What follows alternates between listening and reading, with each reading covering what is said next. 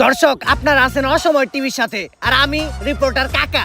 আর আজকে আমরা নিব এমন একজনের ইন্টারভিউ যে নিজে একজন উদ্যোক্তা, বাংলাদেশের একজন সফল ব্যবসায়ী, যার এই সমাজে মান সম্মান বিন্দু পরিমাণেও নাই, যে নির্লজ্জ, বেহায়া, পশুর থেকেও নিকৃষ্ট।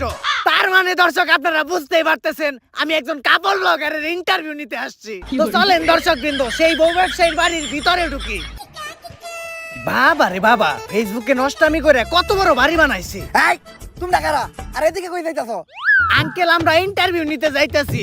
বাসার মেন গেটে লেখা দেখছ নাই যে এই বাসায় কুত্তা আর ফেসবুকের হলুদ সাংবাদিক প্রবেশ নিষেধ? বাইরে হইন থেকে। বাংলাদেশের সব পোলাকে বিসি জোড়া দিলে অতগুলো বিসি হইব না যতগুলো ফেসবুকে হলুদ সাংবাদিক আছে। কোন একটা নিউজ পাইলেই হইছে কুত্তার মতো জিবলা বাই করে আয় পড়ে। আঙ্কেল, আপনি ভুল ভাবতেছেন, আমি ফেসবুকের কোনো হলুদ সাংবাদিক না, আমি অসময় টিভি থেকে আসছি। TV channel? সরি বাবা। আচ্ছা আঙ্কেল, এই বাড়ির মালিক আপনার কি হয়? আমি তো ওর বাবা। কি বলেন আঙ্কেল, আপনি একজন কাপড় ব্লগারের বাবা? আচ্ছা আঙ্কেল, আপনি যে একজন বউ ব্যবসায়ীর বাবা, এতে আপনার অনুভূতিটা কি? ওয়াক্ফ লজ্জা করে। আমি তো সমাজে মুখই দেখাইতে পারি না, এর লেগে আমার কেউ জিগাইলে আমি কই দিয়ে আমি কামলা দিয়ে খাই। আমার কোনো পোলাপান নাই। আঙ্কেল, আপনি এভাবে বলতে পারেন না। যত যাই হোক, আপনি তো একজন সফল বউ ব্যবসায়ীকে জন্ম দিছেন। জন্ম তো আমি দিতে চাই নাই, আসলে ওটা ভুল হয়ে গেছে। দুষ্টা তো আর আমার না, দুষ্টা হইলো ওই ঝড়ের রাইতের। ফার্মেসি খোলা ছিল না। যাই হোক আঙ্কেল, উনার জন্মের পর থেকে একজন সফল বউ ব্যবসায়ী হয়ে ওঠার গল্পটা যদি একটু বলতেন। এই গল্পটা অনেক অভিশপ্ত, আজকে থেকে বহু বছর আগের কাহিনী। আল্লাহ, আজকে যেন আমার একটা পোলা হয়। আমার স্বপ্ন, আমার একটা পোলা হইলে আমি ওরে মুকেশ আম্বানির মতো বড় ব্যবসায়ী বানামু। আমিন। কংগ্রাচুলেশন, আপনার ছেলে সন্তান হইছে। আলহামদুলিল্লাহ, আমার দোয়া কবুল হইছে। কিন্তু একটা সমস্যা আছে। ওর রিপোর্ট দেখে যেটা বুঝতে পারলাম, ওর মাথায় তো ব্রেন নাই, ব্রেনের জায়গায় গু আছে। আর ওর মাথার জায়গায় পাছা, আর পাছার জায়গায় মাথা। আর এটা থেকে বোঝা যায় ওর কোনো লজ্জা শরম থাকবো না। বড় হওয়ার পর ও একটা নির্লজ্জ বিহায় হইব। ডাক্তার সাহেব, এখন এই সমস্যার সমাধান? I am extremely sorry, medical সায়েন্সে এখন পর্যন্ত এই রোগের কোনো চিকিৎসা বের করতে পারে নাই। ভবিষ্যৎ বাবা, অনেক বিপদে পড়ে আজকে আমি আপনার কাছে আইছি। আমার একটা পোলা হইছে, ডাক্তার কইছে ওর মাথায় মগজ নাই, ওর মাথায় গু। আর ওর নাকি মাথার জায়গায় পাছা হইছে আর পাছার জায়গায় মাথা। এর লেগে ওর নাকি কোনো লজ্জা শরম থাকবো না। আমার স্বপ্ন হইলো আমি আমার পোলারে বড় একটা ব্যবসায়ী বানাবো। কিন্তু এগুলা দেখার পর তো মনে হইতাছে ও বড় একটা টিকটকার হইব। বাবা, আপনি কিছু একটা করেন। তুই কান দিস না বচ্চ, এখনই আমি তোর পোলার ভবিষ্যৎ দেখতাছি। আই এম ব্যাক, দিমো এবার কাপড় ব্লগার করে ঠেক। চিন্তা করিস না বচ্চ, আমি এইমাত্র তোর পোলার ভবিষ্যৎ দেখলাম। তোর পোলা বড় একজন সফল ব্যবসায়ী হইব। টাকা কামানোর জন্য তোর পোলা সবকিছু করব, এমনকি নিজের মান সম্মান পর্যন্ত বিলিয়ে দিব। যাক বাবা, তাহলে আমার পোলারে আমার ব্যবসায়ী বানানোর স্বপ্নটা পূরণ হইব।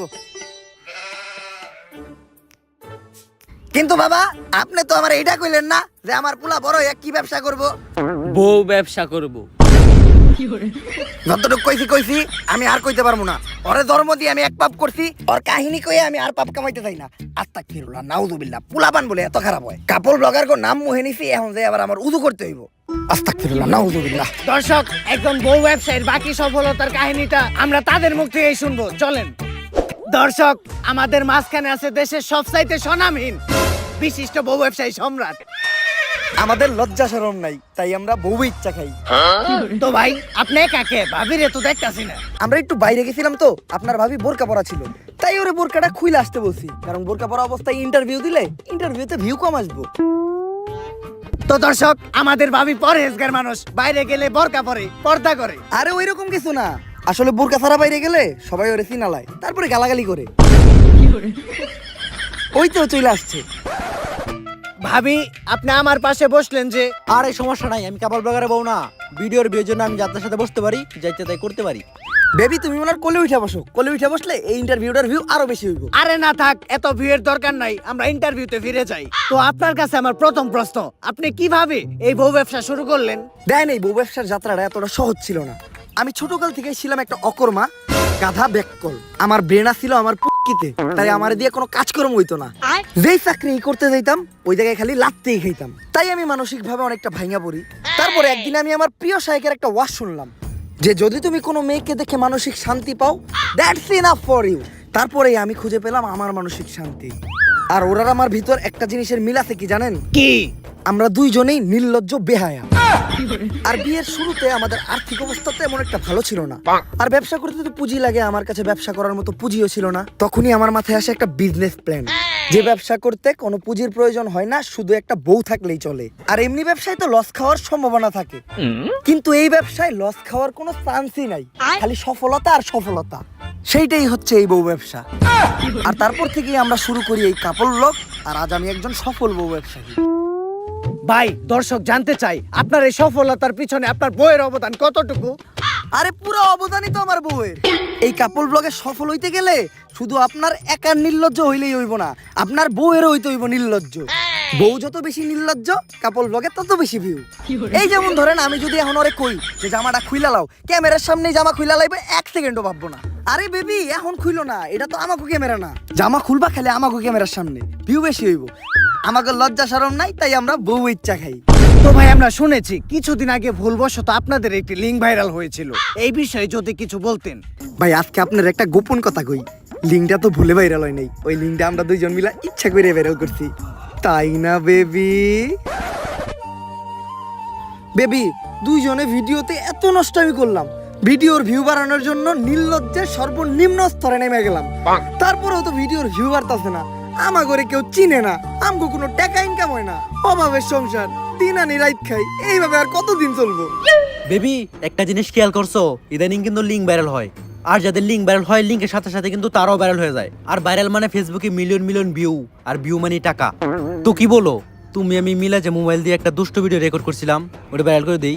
জান, এই কথাটা তো অনেক আগে থেকে আমি তোমারে বলতে চাইতেছিলাম, কিন্তু বলি নাই, তুমি কি না কি মনে করো। আরে আমি কি মনে করব, কাপড় ব্লগ করি মানে আমি তোমার থেকে বেশি বেহায়া। ওইটা তো আমি জানি, কিন্তু ভিডিওটা ভাইরাল হয়ে যাওয়ার পর আমরা মানুষের কাছে কি জবাব দিব? আরে বলবো আমাদের মোবাইলটা হারিয়ে গেছিল, তারপর কেউ না কেউ ভাইরাল করে দিছে। ডান।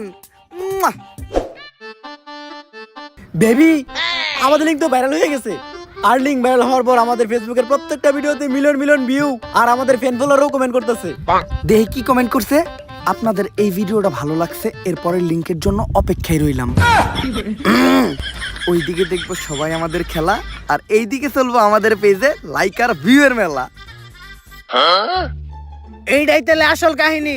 হ্যাঁ, কিন্তু এই ক্লিপটা আবার ইন্টারভিউতে দিয়েন না, এডিটের সময় এই ক্লিপটা কাইটে দিয়েন। কিন্তু এটা তো লাইভ চলতেছে। আরে কি এর ওইটা লিংক, ওইটা তো একটা শিক্ষণীয় ভিডিও, ওইটার মাধ্যমে আমরা যুব সমাজকে শিখাইছি যে কিভাবে আপনারা লিংক ভাইরাল হওয়ার পরেও আমাদের মতো সুইসাইড না কইরা অসম্মানের সাথে এই সমাজে বেঁচে থাকতে পারবেন। আচ্ছা ভাই, এই লিঙ্ক ভাইরাল হওয়ার পর পাবলিক আপনাদেরকে কিভাবে নিয়েছে? আরে একেবারে পজিটিভলি নিছে। এই দেন আমাকে ভিডিওর কমেন্ট যাইতাছি, এই যে একজন কমেন্ট করছে, কুত্তার বাচ্চারা তোরা এখনো সবার সামনে মুখ দেখাস কেমনে? আরে এটা তো আমাকে হেটার, আপনি এর পরের কমেন্টটা পড়েন। ভাই আগের 2 মিনিট 91 সেকেন্ডের ভিডিওটা একটু ছোট হয়ে গেছে, এরপর 1 ঘন্টার একটা ভিডিও দেখতে চাই। এই আপনি পরবর্তী প্রশ্নে যান। তো মানুষ বলে কাপড় ব্লগারদের কন্টেন্ট নাকি সবচাইতে খ্যাট কন্টেন্ট, জঘন্য কন্টেন্ট, তো এই বিষয়ে আপনার মতামত কি? কে বলছে? আমাদের কাপড় ব্লগারদের কন্টেন্টই তো সবচেয়ে কোয়ালিটিফুল কন্টেন্ট। আমাদের কন্টেন্ট গুছানো, শিক্ষণীয়। যেমন ধরেন, দর্শক একটা কথা আপনারা শুনলে একদম অবাক হয়ে যাবেন, আমার বউয়ের আজকে হইছে পাতলা পায়খানা। ও সেই সকাল 6টায় ঢুকছে আর এখন পাতে দুপুর 1টা, এই পর্যন্ত ও খালি হাঁকতেই আছে হাঁকতেই আছে। এই দেখেন পুপুকের আওয়াজ হইতাছে টয়লেটের ভিতর থেকে, কি গন্ধ। আজকে আমি আমার বউরে দিব একটা সারপ্রাইজ। এই যে দেখেন একটা নাপা এক্সট্রা, এই নাপা এক্সট্রাটা আমি আমার বউরে খাওয়াই দিব, তারপর ওর পাতলা পায়খানা একদম ভালো হয়ে যাইব। বেবি তোমার কি হইছে? হইছে জান, কেমন? একদম পানির মতো। আচ্ছা তুমি এই নাপা এক্সট্রাটা খাও, সাথে সাথে তুমি ঠিক হয়ে যাইবা।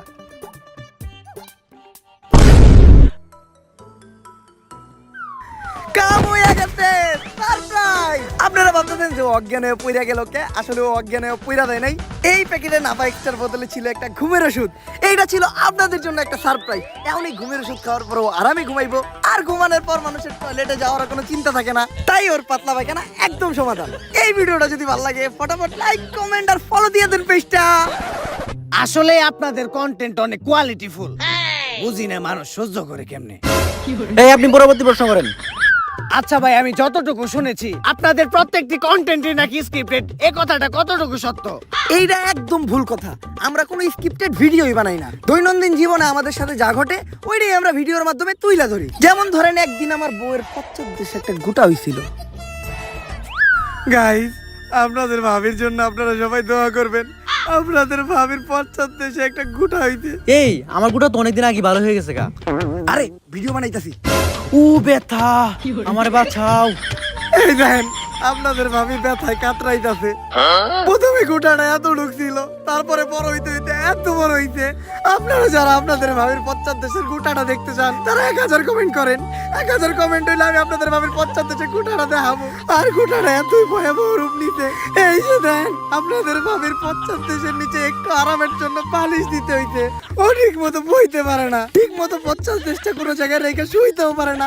তাই এখন আমরা হাসপাতালে যাবো আপনাদের ভাবির মাথার সিটি স্ক্যান করাইতে। চলেন।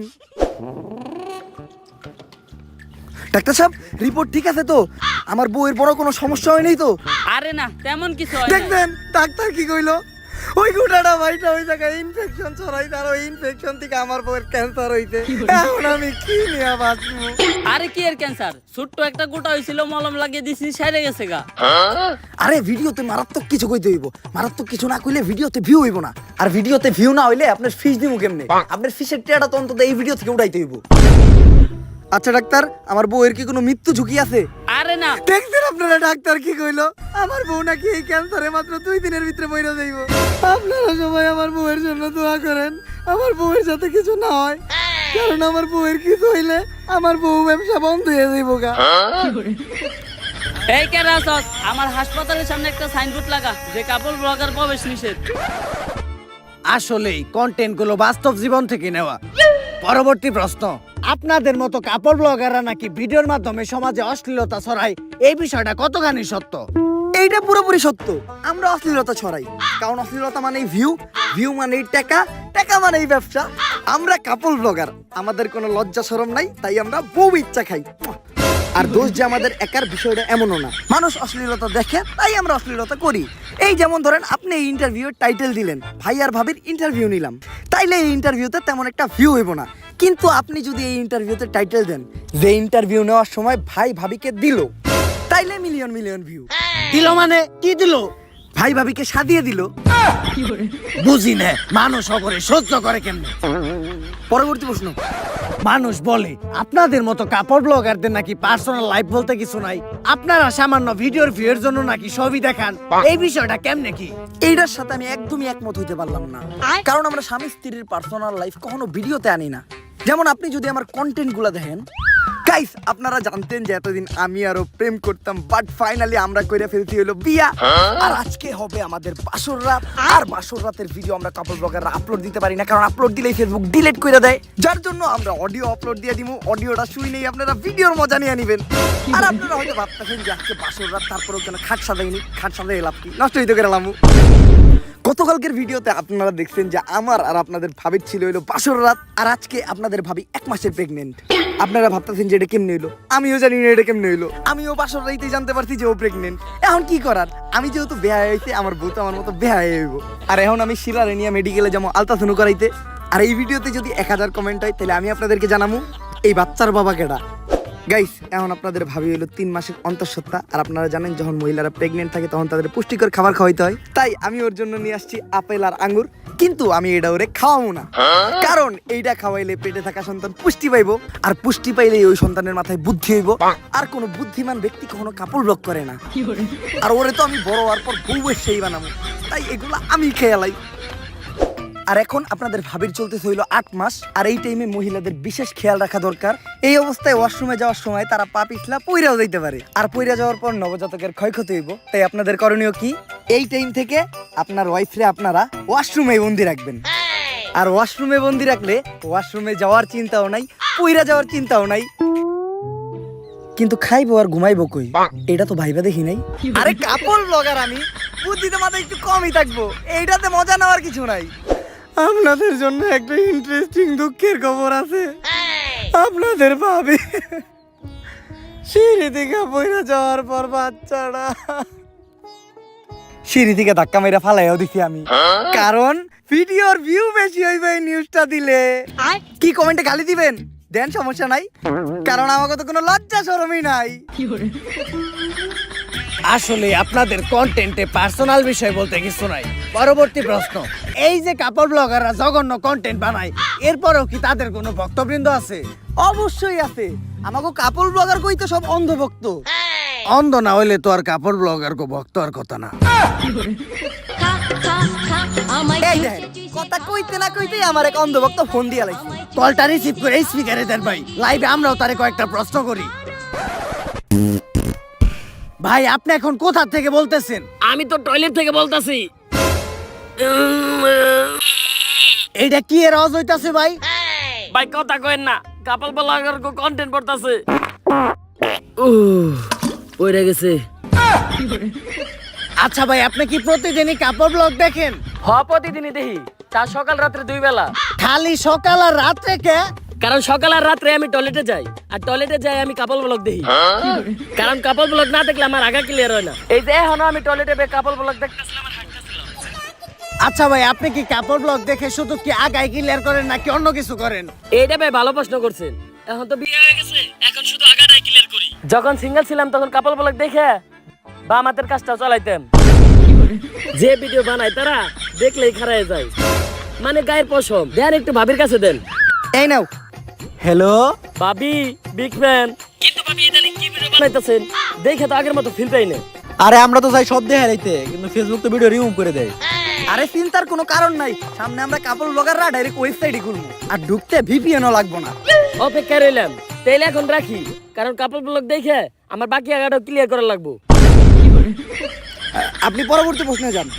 আচ্ছা, আপনারা যে কাপড় ব্লগের নামে নষ্টামি করেন, আপনাদের ফ্যামিলি কেমন সাপোর্ট দেয়? সাপোর্ট দেয় মানে আমাকে কাপল ব্লগের ক্যামেরাই তো ধরে আমার মা। আমার ক্যামেরা অন করছেন, ফ্রেম ঠিকঠাক ভাবে আইতাছে তো? বাবা তুই একটু সোজা খারা, তাহলে ক্যামেরা একটু সুন্দর লাগবো। আর বৌমা তুমি তোমার মানজাটা বেঁকা করে দাঁড়াও, তাহলে পুলারা ভিডিওটা দেখে মজা পাইবো। আর তুমি ভিডিও তো উন্না পড়ছো কে? তোমার না কতবার কইছি ভিডিও করার সময় উন্না পারবে না, উন্না ফেলাও। ভিউ একটু বেশি হইব, যত ভিউ তত টাকা। নাও মা, এখন ভিডিও শুরু করো। আচ্ছা, এই বিষয়ে ভাবির মা কিছু বলে না? ওর মা কি কইব, আমাকে সব ভিডিওর স্ক্রিপ্ট দিতে লাগে ওর মা। আমরা কাপল ব্লগার, তাই আমাদের সম্মান দিয়া লজ্জা দিবেন না, কারণ আমরা সম্মানের যোগ্যই না। এই তোমাদের ডায়লগ গুলা তো হইতাছে না, তোমাদের ডায়লগ গুলা আর একটু অশ্লীল হইতে হইব, কারণ যত বেশি নেগেটিভিটি তত বেশি ভিউ, আর ভিউ মানেই টাকা। আর জামাই বাবাজি, আমার এই মেয়েরে কিন্তু তোমার এমনি এমনি দেয় নাই, আমার এই মেয়ের চেহারা পয়সা তোমার কোটিপতি হইতে হইব। আর এই নাও তোমাদের নতুন স্ক্রিপ্ট, যত ধরনের বেহায়াবো না সব এই স্ক্রিপ্টে আছে। আম্মা, খালি আপনারা আমারে পাশে থেকে সাপোর্ট দিছিলেন দেখা আজকে আমি একজন সফল বউ ব্যবসায়ী। পোলাপান নির্লজ্জ হওয়ার পিছনে যে বাবা মার কতটুকু অবদান থাকে, এটা শুধুমাত্র কাপল ব্লগারদের বাবা মারে দেখলেই বোঝা যায়। আর ওরা আম্মু স্কিপ দেয় দেখে আমাদের কাপল ব্লগগুলা এত ইমোশনাল হয়।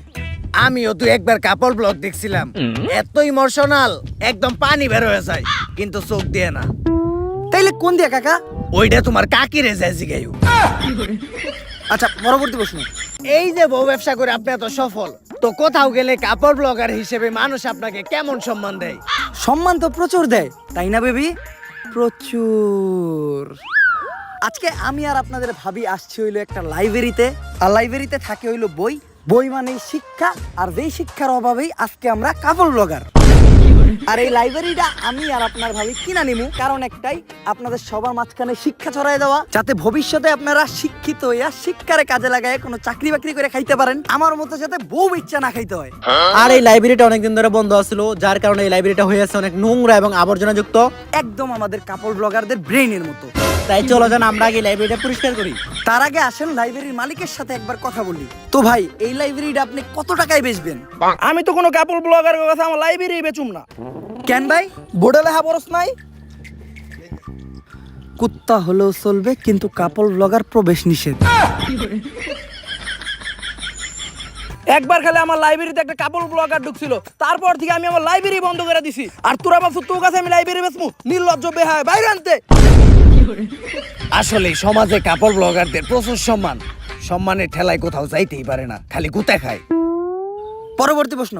মানুষ বলে কাপড় ব্লগারদের ভিউ কমে গেলে তারা নাকি ডিভোর্স বা আলাদা হওয়ার নতুন নতুন নাটক সাজায়। এই বিষয়টা কতটুকু সত্য? এইটা একটা ঠাড়া বড় মিথ্যা কথা। যারা এই ধরনের নাটক শুধু ভিউয়ের জন্য করে তাদের মতো জঘন্য মানুষ এই দুনিয়াতে নাই। আমরা তো কোনোদিন ভিউয়ের জন্য এই ধরনের নাটক করলাম না, তাই না বেবি? বেবি, আমাদের এসব ফালতু কন্টেন্ট পাবলিক এখন আর খায় না। ভিউ কমে গেছে, সাথে ইনকামও। ভিউ বাড়াইতে চাইলে এখন নতুন কোনো নাটক করতে হইব। সব নাটকই তো আমরা কইরা লাইছি। এই ফেসবুকে তো ইদানিং ছাড়াছাড়ি নাটক খুব চলতেছে, এটা গুলো কেমন হয়? মারাত্মক আইডিয়া দিছে তো।